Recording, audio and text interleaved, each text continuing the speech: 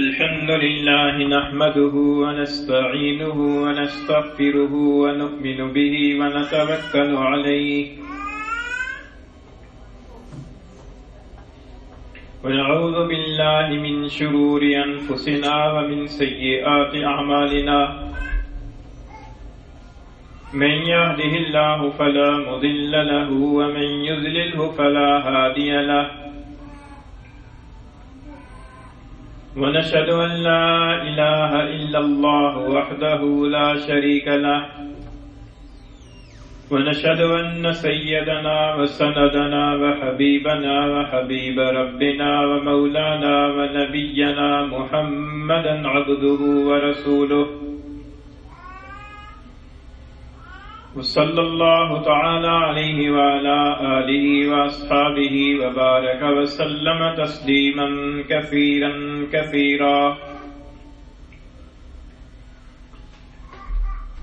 أما بعد فأعوذ بالله من الشيطان الرجيم بسم الله الرحمن الرحيم ومن أعرض عن ذكري فإن له معيشة ضنكا ونحشره يوم القيامة أعمى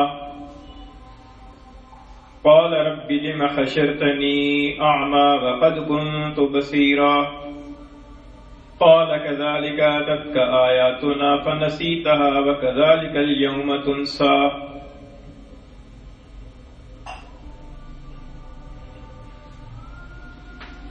وقال النبي صلى الله عليه وسلم إنما الأعمال بالنيات وقال النبي صلى الله عليه وسلم المرء على دين خليله فلينظر أحدكم من يخالل وكما قال رسول الله صلى الله عليه وسلم صدق الله مولانا العظيم وصدق رسوله النبي الكريم ونحن على ذلك لمن الشاهدين والشاكرين والصلاة والسلام على سيد الأنبياء والمرسلين والحمد لله رب العالمين. گرامی قدر سامعین، 16ویں پارے میں سورہ طٰہٰ ہے. سورہ طٰہٰ کی آخری آیات میں سے 3 آیات کریمہ آپ کے سامنے تلاوت کی ہیں. ان آیات کریمہ میں اللہ تعالی نے ایک ایسی بیماری کا، روحانی بیماری کا ذکر فرمایا ہے کہ جس کے اندر اکثر و بیشتر ہم لوگ مبتلا ہیں. اس کو سمجھنے کی اور اس بیماری کا احساس کرنے کی اور اس سے نکلنے کی ضرورت ہے. قرآن مجید کی ان آیات کریمہ کے اندر اس کی آگاہی دی گئی ہے.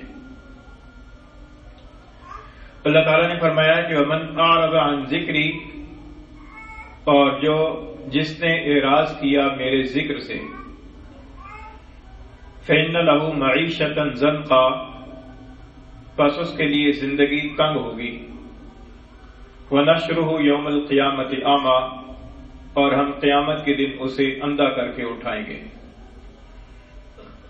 قال کہے گا رب لم حشرتنی اعمیٰ، کہ میرے رب آپ نے مجھے اندھا کیوں اٹھایا. وقد كنت بصیرا، حالانکہ میں تو دنیا کے اندر بینا تھا، آنکھیں رکھتا تھا. قال كذلك أتتك آیاتنا، اللہ تعالیٰ ارشاد فرمائے گا کہ اس لیے کہ تیرے پاس ہماری آیتیں آئی تھیں، فنسیتها، اور تو نے ان کو بھلا دیا تھا. وَكَذَلِكَ الْيَوْمَ تُنْسَى، اور اسی طریقے سے آج تمہیں بھی بھلا دیا جائے گا. یہ ان آیات کریمہ کا ترجمہ ہے. اللہ تعالیٰ نے اس آیت کریمہ میں، ان آیات میں اللہ تعالیٰ نے اعراض کا ذکر فرمایا ہے. وَمَنْ أَعْرَضَ عَنْ ذِكْرِي، اور جس نے میرے ذکر سے اعراض کیا. اعراض کہتے ہیں منہ موڑنے کو، اور منہ موڑنا یہ دلچسپی نہ لینے کی نشانی ہے. کسی چیز کی اہمیت نہ ہونے کی نشانی ہے۔ مثلا کسی آدمی کے ساتھ آپ کی دلچسپی نہیں ہے، آپ کا تعلق واسطہ نہیں ہے، معرفت پہچان نہیں ہے، تو آدمی ایک مجلس کے اندر ہوتے ہی بھی اس کے منہ موڑ لیتا ہے، کیونکہ اس کے ساتھ کوئی دلچسپی نہیں ہے، کوئی تعلق نہیں ہے۔ اسی طریقے سے دنیا کی کسی چیز کے ساتھ، کسی کام کے ساتھ ہماری کوئی دلچسپی نہیں ہے تو ہم اس کے پاس سے گزر جائیں، اس کی طرف منہ نہ موڑیں۔ تو یہ جو اعراض کرنا ہے، یہ دراصل کسی چیز میں دلچسپی نہ ہونے اور کسی چیز کے ساتھ کوئی تعلق واسطہ نہ ہونے کی ایک علامت ہے۔ اللہ نے فرمایا کہ من اعرض عن ذکری، جس نے میرے ذکر سے اعراض کیا، یعنی میرے ذکر میں کوئی دلچسپی نہ لی، میرے ذکر کی طرف کوئی توجہ ہی نہ کی، میرے ذکر کی کوئی ضرورت ہی نہ سمجھی۔ ذکر کسے کہتے ہیں؟ ذکر کہتے ہیں اللہ تعالیٰ کی یاد کو، اور آدمی یاد اس چیز کو کرتا ہے کہ جس کی محبت دل میں ہوتی ہے، جس کے ساتھ آدمی کی دلچسپی ہوتی ہے، آدمی اس کا تذکرہ کرتا ہے۔ جہاں کہیں بیٹھتا ہے، اگر دل کے اندر اپنی اولاد کی محبت ہے تو ان کی واقعات، ان کی باتوں کا بیان کرنا شروع کر دے گا۔ کسی کو اپنے مال سے محبت ہے تو اپنے مال کا تذکرہ شروع کر دے گا، مال کے بارے میں باتیں شروع کر دے گا۔ جس کے ساتھ آدمی کی محبت ہوتی ہے، دلچسپی ہوتی ہے، اس کا تذکرہ ہوتا ہے۔ اسی وجہ سے کہا جاتا ہے کہ اللہ کا ولی وہ ہوتا ہے کہ جس کو دیکھنے سے خدا یاد آئے، کیونکہ وہ اللہ کا ولی ہے، اللہ کے ساتھ محبت ہے، اللہ کے ساتھ تعلق ہے، اللہ کی معرفت اور پہچان ہے۔ جس مجلس میں بیٹھتے ہیں اللہ کا ذکر کرتے ہیں، اللہ کا نام لیتے ہیں، دوسروں کو بھی اللہ کا نام لینے کی تلقین کرتے ہیں، تو ان کے دیکھے سے خدا یاد آ جاتا ہے، ان کے دیکھنے سے یاد آ جاتا ہے کہ یہ ان کی زیارت کی ہے، زیارت کرنے سے اللہ یاد آ گیا۔ تو یہ ہے کہ آدمی کس چیز کے ساتھ محبت رکھتا ہے، جس چیز کے ساتھ دلچسپی اور تعلق رکھتا ہے، اس کا ذکر کرتا ہے، اس کو یاد کرتا ہے۔ تو یا تو ذکر سے مراد یہ ہے کہ اللہ تعالیٰ کا ذکر، اب اللہ کی پہچان ہوگی، دل میں اللہ کی محبت ہوگی تو انسان اللہ کا ذکر کرے گا، اور اللہ کی ذکر کرنے میں اسے ایک سکون محسوس ہوگا، اور وہ چاہے گا کہ کوئی فرصت کا وقت مجھے مل جائے میں تو کہ اللہ تعالیٰ کا ذکر کروں۔ اور دوسرا ذکر سے مراد ہے قرآن مجید، کیونکہ اللہ تعالیٰ نے قرآن مجید کے جو مختلف نام قرآن مجید ہی کے اندر ذکر فرمائے ہیں، ان میں سے ایک نام ذکر بھی ہے۔ اللہ تعالیٰ نے فرمایا کہ وَلَقَدْ يَسَّرْنَا الْقُرْآنَ لِلذِّكْرِ، ہم نے قرآن کو نصیحت کے لیے، ذکر کے لیے آسان کر دیا ہے۔ یہاں پر تو خیر اس کا مفہوم ذکر کیا گیا ہے، ایک جگہ ذکر بطور نام کے بھی استعمال ہوا ہے، اِنَّا نَحْنُ نَزَّلْنَا الذِّكْرَ وَإِنَّا لَهُ لَحَافِظُونَ، کہ بے شک ہم ہی نے ذکر اتارا ہے اور ہم ہی اس کی حفاظت کرنے والے ہیں۔ ذکر سے مراد ہے قرآن مجید۔ قرآن مجید کو ذکر کیوں کہا جاتا ہے؟ ایک وجہ تو یہ ہے کہ ذکر کا معنی یاد کرنا ہے، اور قرآن مجید وہ کتاب ہے کہ جس کو دنیا بھر کے اندر ہر زمانے کے اندر یاد کیا جاتا رہا ہے، آج تک یاد کیا جا رہا ہے۔ بہت سارے حفاظ ہیں کہ جو قرآن مجید کو یاد کرتے ہیں اور دوسروں کو یاد کرانے کے اندر مصروف رہتے ہیں۔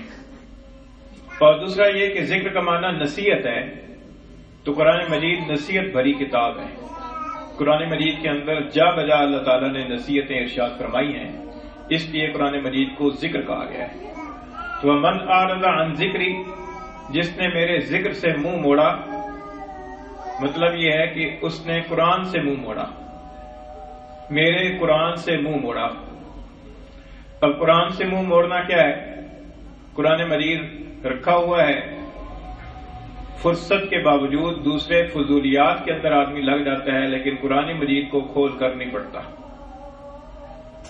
قرآن مجید صحیح پڑھنا نہیں آتا، فرصت ہے، سکھانے والا موجود ہے، لیکن قرآن مجید سے دلچسپی نہیں ہے، لہذا سیکھنے کے لیے تیار نہیں ہے۔ قرآن مجید کے احکام کیا ہیں، ہمیں کوئی غرض ہی نہیں ہے کہ قرآن مجید کیا فرماتا ہے، ہمیں کوئی تعلق واسطہ ہی نہیں ہے کہ قرآن مجید کے احکام پر ہم کتنا عمل کر رہے ہیں۔ کوئی پتہ نہیں ہے کہ اللہ تعالیٰ نے کیا فرمایا ہے، اور اس کی بھی فکر نہیں ہے کہ چلو پتہ کر ہی لیں کسی سے، تو یہ ہے عدم دلچسپی۔ تو قرآن مجید سے منہ موڑا، یعنی قرآن مجید کے احکام کے پر عمل نہیں کیا، قرآن مجید کے الفاظ کو نہیں سیکھا، قرآن مجید کے معانی اور تفاسیر کو نہیں سمجھا، سمجھنے کی کوشش نہیں کی، اور قرآن مجید کے احکام کے خلاف ہی عمل کرتے رہے، تو فرمایا کہ اس نے عملاً میرے قرآن سے اعراض کیا۔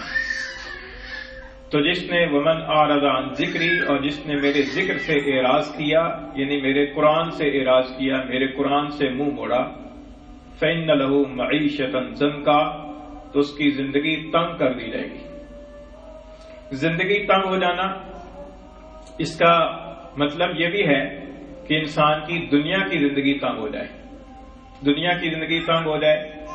اس سے یہ بھی مراد ہو سکتا ہے کہ انسان کے رزق کے معاملے کے اندر تنگی کر دی جائے، اور اس کے ذہن کی پر صبح جاگنے سے لے کر رات سونے تک بس وہی سوار رہے کہ کسی طریقے سے آج کی دیہڑی لگے، کچھ ملے، کچھ کھائیں پیئیں، کچھ ضروریات پوری ہوں، بس یہ فکر اس کی پر سوار ہو، اس کے علاوہ کوئی اسے ہوش نہ ہو۔ معیشت ضنکا یہ بھی ہے کہ مال بہت موجود ہے، لیکن مزید کی حرص نے تنگ کر رکھا ہے کہ مزید آ جائے، مزید آ جائے، اس حرص کی وجہ سے تنگ ہے، قناعت کی صفت اس سے چھین لی گئی ہے۔ یہ بھی ایک معیشت ضنکا کی صورت ہے۔ بعض مفسرین نے فرمایا کہ اس سے مراد عالم برزخ کی زندگی تنگ ہونا ہے، کیونکہ زندگی صرف یہی نہیں ہے کہ جو موت تک ہے، یہ بھی زندگی ہے، لیکن اس مرنے کے بعد بھی زندگی ہے۔ جب انسان مر جاتا ہے تو مرنے کے بعد ایک اور طرح کی زندگی سے آدمی واقف ہوتا ہے، ایک اور طرح کی زندگی انسان کے سامنے آتی ہے، اور قیامت کے قائم ہونے تک وہ برزخ کا عالم اور برزخ کی زندگی کہلاتی ہے۔ قرآن مجید کے اندر اللہ تعالیٰ نے 18ویں پارے میں ارشاد فرمایا ہے وَمِن وَرَائِهِمْ بَرْزَخٌ إِلَى يَوْمِ يُبْعَثُونَ، کہ ان کے آگے برزخ کا جہان ہے جو اس دن تک ہوگا جس دن مردے اٹھائے جائیں گے۔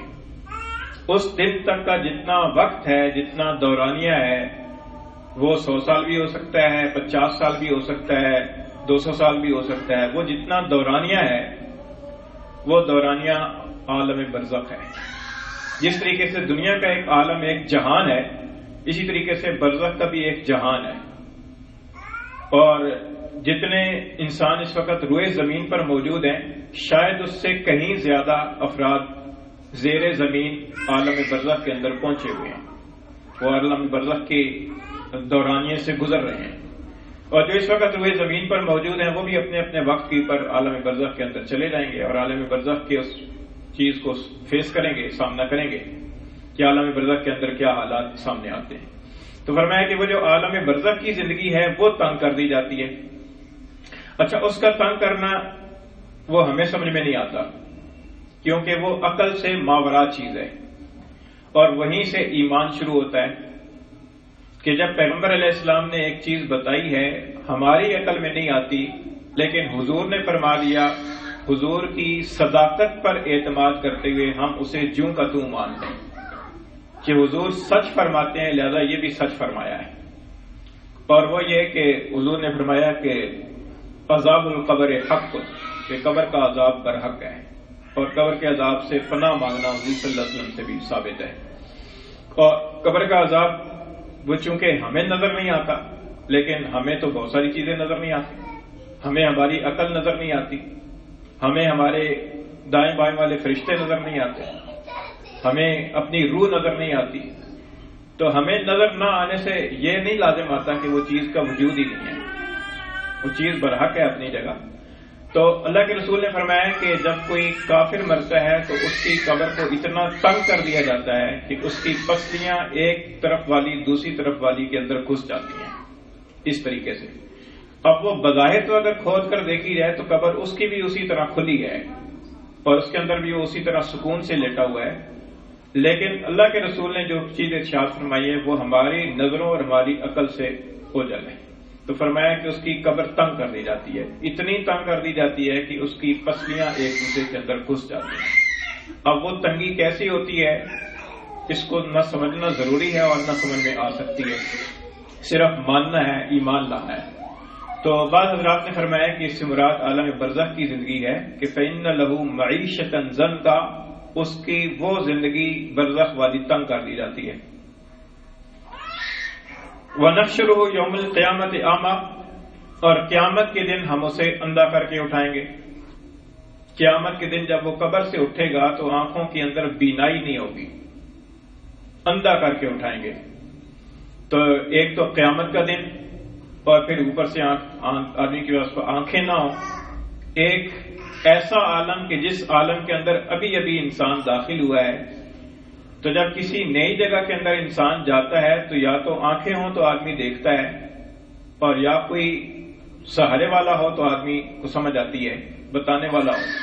وہاں پر نہ وہ ہوگا اور نہ آنکھیں ہوں گی۔ تو وہ اللہ کے حضور میں عرض کرے گا کہ رب لما حشرتنی اعمی، کیا میرے رب آپ نے مجھے اندھا کر کے کیوں اٹھایا؟ وقد کنت بصیرا، حالانکہ میں تو آنکھوں والا تھا، دنیا کے اندر تو مجھے نظر آتا تھا، آنکھیں تھی، میری بینائی تھی، اب کیوں اندھا کر کے اٹھایا؟ تو اللہ تعالیٰ کی طرف سے ارشاد ہوگا قال کذالک آتتک آیاتنا فنسیتها، اسی طریقے سے ہماری آیتیں تیرے پاس آئی تھیں، تو نے انہیں بھلا دیا۔ وَكَذَلِكَ الْيَوْمَ تُنْسَى، اور اسی طریقے سے آج تجھے بھی بھلا دیا جائے گا۔ تو اللہ تعالیٰ نے جواب میں جو چیز ارشاد فرمائی ہے وہ دراصل اس دن کی رسوائی سے بچنے کا علاج ہے، اس اعراض والی کیفیت سے نکلنے کا راستہ ہے۔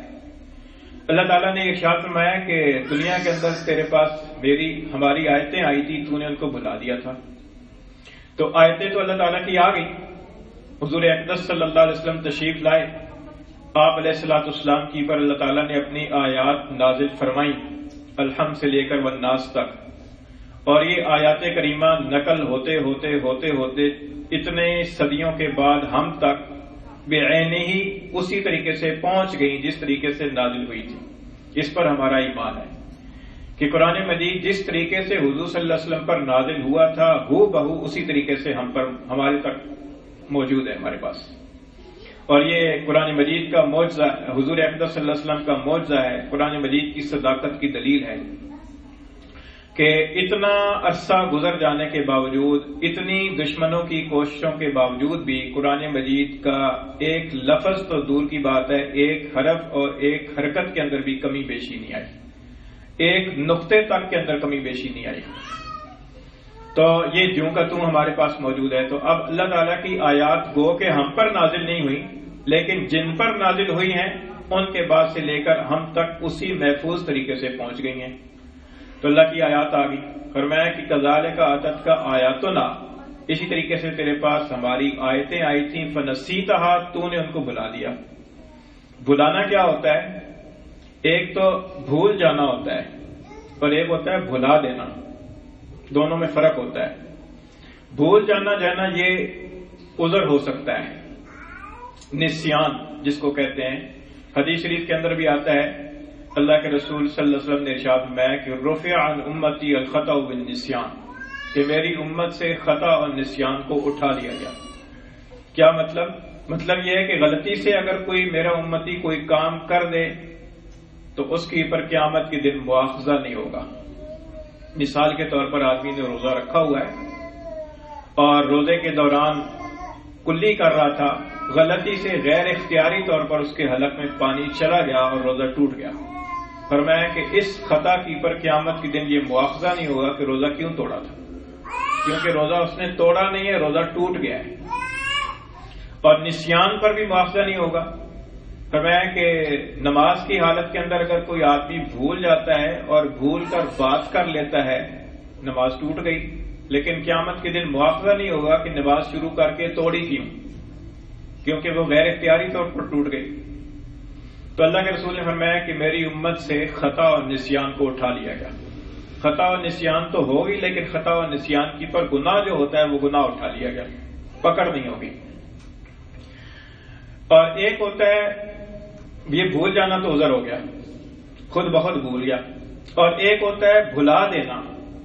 بھلا دینا یہ ہوتا ہے کہ آدمی اس کو یاد رکھنے کی اختیاری کوشش نہ کرے، تو یہ ہو گیا اپنے اختیار سے بلا دینا، جیسا کہ حدیث شریف میں ایسے حافظوں کے لیے وعید آئی ہے کہ جنہوں نے قرآن مجید کو یاد کر لیا اور پھر اس کو یاد رکھنے کی کوشش نہ کی اور جس کے نتیجے میں وہ بھول گیا۔ اب وہ قرآن مجید یاد کیا تھا لیکن اب کہیں سے پڑھنے کو کہیں تو پڑھ نہیں سکتا، تو حضور صلی اللہ علیہ وسلم نے فرمایا کہ قیامت کے دن ایسے شخص کو کوڑی بن کر اٹھایا جائے گا، کوڑی کر کے اٹھایا جائے گا۔ کوڑ کا ایک مرض ہوتا ہے جس کے اندر اعضاء گل سڑ جاتے ہیں اور گوشت گرنا شروع ہو جاتا ہے، اس طریقے سے کر کے اٹھایا جائے گا۔ یہ اس شخص کے لیے ہے کہ جس نے قرآن مجید کو حفظ کیا اور اس کے بعد اسے یاد رکھنے کی اختیاری کوشش نہ کی اور جس کے نتیجے کے اندر وہ قرآن اس کے سینے سے آہستہ آہستہ کر کے نکل گیا۔ یہ تو اختیاری طور پر بنانا ہوا۔ تو یہ فرمایا کہ ہماری آیتیں تیرے پاس آئی تھیں اور تو نے ان کو بھلا دیا تھا، یہ تو الفاظ کا بھلانا ہو گیا۔ الفاظ کے بھلانے پر ایسی وعید ہے کہ الفاظ یاد کیے تھے پھر بھلا دیے، اور ایک مطلب یہ ہے کہ میری آیتیں آئی تھیں اور ان میں احکام تھے، ان احکام کو تو نے بھلا دیا، ان احکام کی طرف کوئی توجہ ہی نہیں کی۔ قرآن مجید کے اندر جا بجا ارشاد ہوتا رہا اقیم الصلاۃ اقیم الصلاۃ، لیکن تجھے نماز پڑھنے کی طرف توجہ ہی نہ ہوئی، فرصت ہی نہ ملی، دلچسپی نہ ہوئی۔ جب آدمی کو نماز پڑھنے کی فکر سوار ہوتی ہے تو اپنے کاموں کے اندر وہ ایسا نظم قائم کرتا ہے کہ نماز کے اوقات کے اندر وہ کام آگے پیچھے کر کے نماز کے لیے آ جائے۔ لیکن جس کو نماز کے لیے ساتھ دلچسپی ہی نہیں ہے، وہ پڑھنا ہی نہیں چاہتا، اس کے لیے پھر ایک نہیں ہے 100 بہانے ہیں، اور یہ بہانے ہیلے بہانے جو ہے نا، ہیلے بہانے کر کے ہم اپنے آپ کو مطمئن کرتے رہتے ہیں اور دوسرے لوگوں کو بھی مطمئن کر دیتے ہیں، لیکن جس ذات کا فرض ہے اس ذات کے سامنے یہ ہیلے بہانے چلنے والے نہیں ہیں۔ ہمیں تو اللہ کے سامنے جواب دہ ہونا ہے، تو اس لیے گو کہ ہم اپنے آپ کو تسلیاں دیتے رہتے ہیں، جس کو خود فریبی کہا جاتا ہے۔ اس خود فریبی کے اندر ہم لوگ بہت زیادہ مبتلا ہیں۔ جتنے بھی شریعت کے احکام ہیں جن جن پر ہمارا عمل نہیں ہوتا، خواہ مخواہ کے لیے اپنے آپ کو جھوٹی تسلیاں دیتے رہتے ہیں، اور دوسرا کوئی تلقین کرتا ہے تو اس کے سامنے بھی کوئی ہیلا بہانہ رکھ دیا اور سمجھ گئے اپنے آپ کے نزدیک، بس مطمئن ہو گئے کہ بس ٹھیک ہے کام چل گیا۔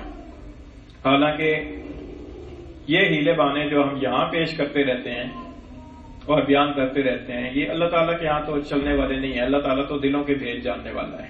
اللہ تعالیٰ کو تو پتہ ہے کہ کس آدمی کے دل میں کتنی فکر ہے اطاعت کی، اور وہ اس اطاعت کے لیے کتنی کوشش کرتا ہے، کتنی تگ و دو کرتا ہے، کہاں جا کر اس کے سامنے رکاوٹ آتی ہے، وہ رکاوٹ کتنی ہے، اس رکاوٹ کو دور کتنا کر سکتا تھا، دور کرنے کے لیے تگ و دو کتنی کی ہے، یہ سب اللہ تعالیٰ معلوم ہے اللہ تعالیٰ کو۔ تو ہم اپنے تئیں بس اسی چکر میں لگے رہتے ہیں کہ بس ٹھیک ہے ہیلا بہانہ ہو گیا، آنکھ نہیں کھلی فجر کی نماز کے لیے، آنکھ نہیں کھلی بس کافی ہو گیا۔ آنکھ کیوں نہیں کھلی؟ جس کام کے ساتھ دلچسپی اور اہمیت ہوتی ہے اس کے لیے آنکھ کیوں کھل جاتی ہے؟ یہ سوچنے کی بات ہے کہ جس کام کی فکر ہوتی ہے، جس کام میں دلچسپی ہوتی ہے، اس کے لیے ہماری آنکھ کیسے کھل جاتی ہے؟ نماز کے لیے آنکھ کیوں نہیں کھلتی؟ اور یہ کہہ دینا جی کہ اٹھا نہیں جاتا، جس کام کی فکر ہوتی ہے اس کے لیے کیسے اٹھا جاتا ہے؟ تو یہ سوچنے کی باتیں ہیں۔ تو خیر یہ ہے کہ انسان کو جب اللہ تعالیٰ کے سامنے پیشی ہوگی تو اللہ تعالیٰ فرمائے گا کہ کذالک اتتک آیاتنا فنسیتھا، تیرے پاس ہماری آیتیں آئی تھیں، تو نے ان آیتوں کو بھلا دیا، یعنی ان کی طرف کوئی توجہ ہی نہیں کی، اعراض ہی کر لیا۔ جیسا کہ ومن اعرض عن ذکری، میرے ذکر سے، میرے قرآن سے اعراض کر لے، اعراض ہی کر لیا، منہ ہی موڑ لیا۔ کوئی نصیحت کی بات ہو رہی تھی، منہ ہی پرلی طرف کر لیا۔ کوئی نصیحت کی وعظ و نصیحت کی بات ہو رہی ہے، اس کو توجہ سے سننے کی ضرورت ہی نہیں ہے، بس اپنے خیالوں کے اندر مگن ہے۔ بعض لوگ بیٹھے ہوئے کسی مجلس میں ہوتے ہیں لیکن توجہ ان کی کسی اور ہی طرف ہوتی ہے، دماغی طور پر حاضر نہیں ہوتے، نصیحت سے منہ موڑ لیا۔ تو فرمایا کہ اس وجہ سے آج تمہیں قیامت کے دن اندھا کر کے اٹھایا ہے، کیونکہ دنیا کے اندر اللہ نے آنکھیں دی تھیں، آنکھیں دیکھنے کے لیے دی تھیں، اور دیکھنے کے لیے جو چیزیں تھیں وہ بھی اللہ تعالیٰ نے مہیا فرما دی۔ قرآن مجید کی آیات دیکھیں، بیت اللہ کی زیارت کریں، والدین کو دیکھیں، ان آنکھوں سے قرآن مجید کی تلاوت کر کے قرآن مجید کے احکام کو سمجھنے کی کوشش کریں۔ آنکھیں اس لیے دی تھیں جب دنیا کے اندر رہ کر ان آنکھوں کو قصدن بند کر لیا، قرآن مجید کی تلاوت سے قصدن آنکھیں بند ہی کر لی، تو پھر اس کا نتیجہ یہ ہوا کہ اللہ تعالیٰ نے خیال فرمایا کہ اس کو تو بینائی کی ضرورت ہی نہیں ہے، اللہ تعالیٰ کی دی ہوئی نعمت کی قدر ہی نہیں ہے، تو لہذا بس قیامت کے دن اس سے آنکھیں بھی لے لیں، اس سے بینائی واپس لے لی۔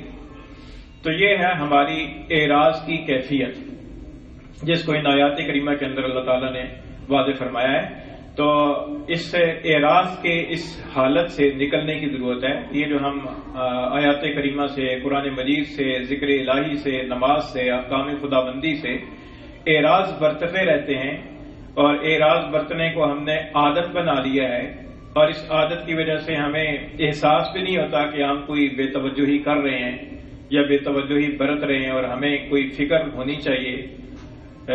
یہ افسوس کی بات ہے کہ آدمی مریض بھی ہو، بیمار بھی ہو، اور اس بیماری کا اسے احساس بھی نہ ہو۔ تو جس بیماری کا احساس نہیں ہوتا اس کے علاج کے لیے آدمی فکر نہیں کرتا، وہ سمجھتا ہے کوئی ہے ہی نہیں، کہ بیماری ہے ہی نہیں، یہ تو صحت ہے۔ ہماری فہم اتنی الٹ گئی ہے کہ غلط کام کو ہم صحیح سمجھتے ہیں، اور جب غلط کو صحیح سمجھا جاتا ہے تو پھر اس کے درست کرنے کی تو فکر ہے ہی نہیں، کیونکہ وہ ہے ہی صحیح۔ تو جب ہم اپنے آپ کو پرفیکٹ سمجھتے ہیں کہ بالکل ٹھیک ہو رہا ہے جی کام، ہم نماز پڑھ لیتے ہیں، فلاں کام کر لیتے ہیں، بس اتنا ہی ہوتا ہے اور کیا کرنا ہے، تو جب یہ ایک فکر ہماری بن جاتی ہے، سوچ بن جاتی ہے، تو پھر وہ جو اگلی ترقی ہوتی ہے ہدایت میں یا اللہ تعالیٰ کے قرب میں، اس ترقی کی طرف نہ کوئی فکر ہے، نہ کوئی اس کی سوچ ہے، نہ اس کے بارے میں کسی سے پوچھنا، نہ کوئی اس کے بارے میں سوچنا یا دعا کرنا، کوئی ایسی بات نہیں۔ تو یہ اعراض کی کیفیت کہلاتی ہے، جس کو ان آیات کریمہ کے اندر اللہ تعالیٰ نے ارشاد فرمایا ہے۔ اب اس اعراض سے نکلنے کی صورت کیا ہے؟ نکلنے کا صورت یہ ہے کہ اللہ تعالیٰ نے جو شکایت فرمائی ہے کہ میری آیتیں آئیں تم نے ان کو بلا دیا، انہی کے اندر علاج ہے کہ قرآن مجید کی تلاوت کی جائے، قرآن مجید کے ترجمے اور تفسیر کو سمجھا جائے، اور جہاں کہیں قرآن مجید کے دروس ہوتے ہیں ان میں شرکت کی جائے، اور قرآن مجید کے احکام کو سوچا جائے کہ اللہ تعالیٰ مجھ سے کیا فرما رہے ہیں، اور ان احکام کی پر عمل کرنے کی کوشش کی جائے، اور جن احکام کی پر عمل نہیں ہو رہا اس کے بارے میں سوچا جائے کہ ہمارے سامنے آخر رکاوٹ کیا ہے اور اس رکاوٹ کو کیسے دور کیا جا سکتا ہے۔ اگر خود سے کوئی اس کا حل سمجھ میں نہ آ رہا ہو تو کسی عالم سے، کسی اہل اللہ والے سے، کسی سے پوچھنا چاہیے کہ یار مجھے فلاں حکم کی پر عمل کرنے میں یہ چیز ذرا رکاوٹ آ رہی ہے، اس کا کیا توڑ کیا جائے، اس کا کیا حل نکالا جائے، اور نہیں تو کم از کم اللہ تعالیٰ سے دعا کی جائے کہ یا اللہ مجھے قرآن مجید کے ساتھ دلچسپی کی توفیق عطا فرما دے، قرآن مجید پڑھنے والا، قرآن مجید کے احکام پر عمل کرنے والا بنا دے۔ اللہ تعالیٰ سے دعا تو ہم کر سکتے ہیں، تو یہ دعا کرنی چاہیے۔ اللہ تعالیٰ ہی ہمارے دلوں کے جو تالے ہیں وہ کھولنے والا ہے، اور اللہ تعالیٰ ہی ہمارے حال پر رحم فرمانے والا ہے۔ اللہ تعالیٰ عمل کی توفیق عطا فرمائے۔